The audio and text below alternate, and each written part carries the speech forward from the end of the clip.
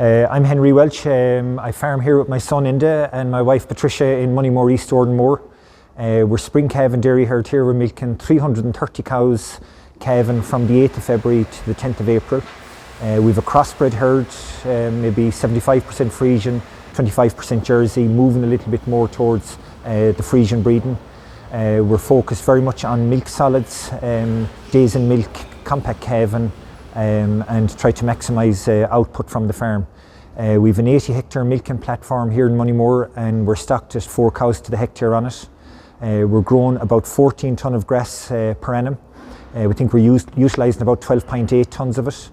The cows are producing around 470 kilograms of milk solids. Works out about 5,300 litres, 4.8 fat, 3.8% protein. Feeding about 700 kilograms of concentrates per annum, and on the shoulders we also bring in a little bit of zero grazing from out farms to support the milking platform if we're short of grass at any stage.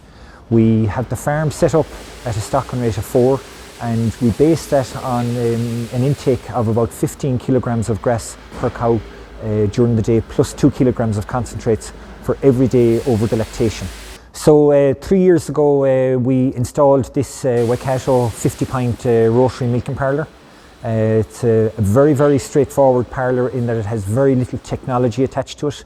The couple of basics we have attached to it are cluster removers, so that the cluster's taken off the cow when she's finished milking, and retention, which is the bar that comes down behind the cows, so that if a slow milker is not finished milking by the time the rotation is complete, she goes around the second time.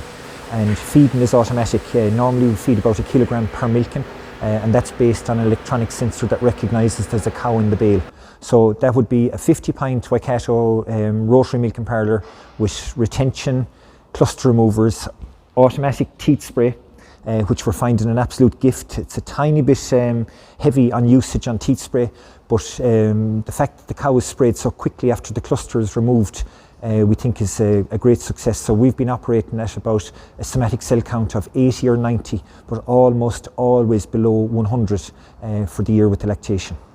We find in the morning now about an hour and a quarter actually milking the cows, and at night there's about an hour thereabouts milking, because they've slightly less milk at night. The rotations are that bit quicker. So with the rotary you have control of the rotation speed.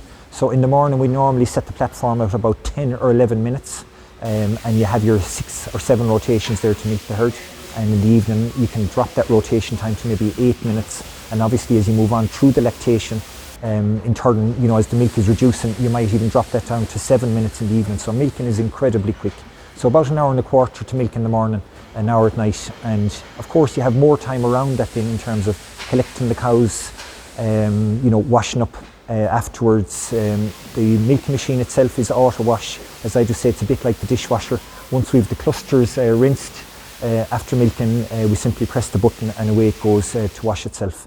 We have a couple of other pieces of technology that we're finding are a great help, in that we have the bat latch, which is the latch in the paddock that we set the timer on that for 5:15 a.m. in the morning. And that means the cows stroll in at their own time, and they're invariably all in the milking parlour around 5:45 for 6 o'clock milking. And we find that's a big help in terms of lameness, and it also stops the rushing or the impatience that when you come out first thing in the morning you just want to go milking, the last thing you want to do is spend a half an hour behind the cows encouraging them in and maybe forcing them a little bit. So we're finding the bat latch is an absolute gift in terms of time saving as well as welfare on the cows.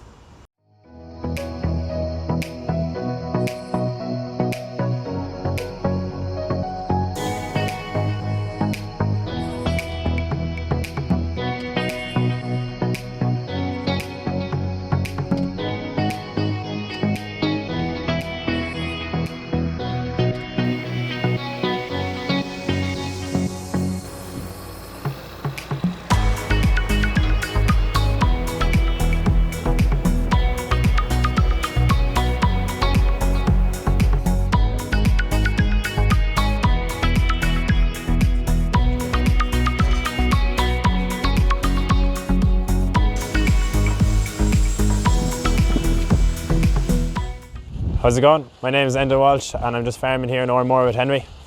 I suppose I'll just go through our breeding policy and what we're doing at the moment and what we're striving to achieve. Currently we're breeding for 3 weeks dairy and 7 weeks to the beef then for the rest of the year. I suppose ultimately what we're trying to achieve here is we're trying to breed our best cows to maximise production in the herd. So in the form of that, we're starting to use sex semen as of the last 2 years. And in using sex semen, it allows us to select the cows which we want our dairy replacements off only. And it allows us to breed our beef animals to the rest of them then. So currently this year now, we used 95 sex semen straws and approximately another 100 regular conventional semen and then 100 beef straws. So in my hand here, I've the SCR heat time collar. So we installed these in 2018. And since then, we've saw fantastic results. Our submission rates have gone from 90% in 3 weeks up to 98%. Our conception rate has gone from 63, 64% up near to the high 70s with conventional semen. In sex semen this year, we had fantastic results when we were using 90 straws. Our conception rate was 60% as opposed to the 70% with conventional. So overall, that's a very satisfactory result for sex semen. We breed all the cows to artificial insemination. We pick a team of high EBI bulls and we only breed off the high EBI cows. So this year we set an index of 140 and above to breed off the cows, and this allows us to constantly breed the best replacement heifers in our herd possible. What we have here is a clover sward that we sowed 2 years ago. This is our second year harvesting zero grazing and bales off it. It's on the out farm. And what we have is an incredible amount of clover developing. Now, my ambition for next year, as in 2022, is that we'll apply absolutely no artificial nitrogen to this field, that we intend to zero graze this sometime around St. Patrick's Day. And at that stage, we'll apply some watery slurry by dribble bar or by injection at that stage and manage it with 2 or 3 rounds of slurry, maybe 2,000 gallons or 3 of watery slurry, and absolutely no nitrogen in 2022. So that's my ambition here, and we'll see how it'll go. So we've come from a crossbred herd here. We like the ideal of the crossbred cow, we like the look of her, we like the high solids, the high fats, and ultimately we'd like to stay using Jersey bulls going forward, but in recent times the Jersey bull has become a serious problem. So going down the sex semen route has allowed us to stay true to our genetic potential whilst removing the Jersey bull calf. So we tail clip the cows approximately 5 to 6 times a year. We see this as an essential part of the process for cow hygiene and cow health. During the milking season, it will keep somatic cell count down and ultimately keep the cow clean. When the cows are housed then during the winter, it's a critical time period to have the tails as clean as possible, as they're most prone to be hanging in the dirt. Whilst the cows are being housed, along with tail clipping, the cubicle hygiene is an absolute essential part of the situation. We lime the cubicles twice a day and sawdust regularly. We multiply our 15 kilograms of intake multiplied by a stocking rate of 4. That gives us a demand of 60 kilograms per day. And this farm, on average, over the last 10 years, has grown above 60 kilograms of grass per day between the middle of April and the 1st of October.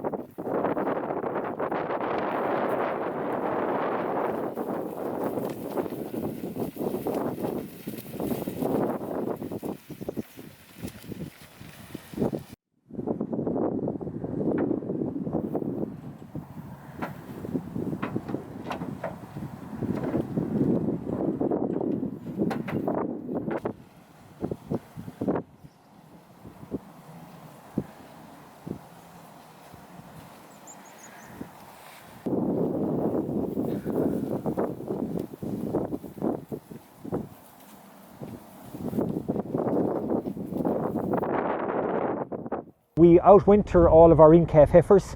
So this grass that they're eating at the moment has been saved since around the 20th of August. It got about 25 units of nitrogen that time and a little bit of slurry, and it's been grown away. So we think there's a cover of €2,500 to €3,000. It's quite high dry matter, quite a dense sward, and we lay out the field a bit like the chessboard, and they get a square every day. So this is a 4-hectare field, and we expect to get about 25 days out of it.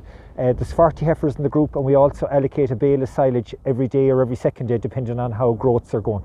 As I said, we're growing give or take 14 tonnes of grass on the farm per annum, And over the last number of years, that has become very predictable almost, in that, okay, you have slight variations year on year in terms of rainfall, temperature, so on like that. But in general, the year averages out. The big factor for me in all of that was the use of nitrogen.